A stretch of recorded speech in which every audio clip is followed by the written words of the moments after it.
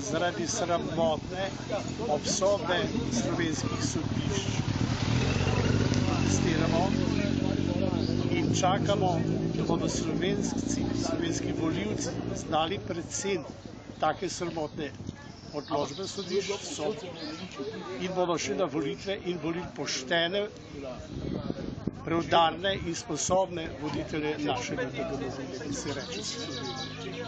Samo zaradi tega, kajti še enkrat bi mlada dama povedala, taka sodba, kot je tukaj vidite, stari odvetniki so mi rekli, da jo ne razumejo, pa so jo nekajkrat prebrali. Tako sramotne sodbe ne morejo si predstavljati.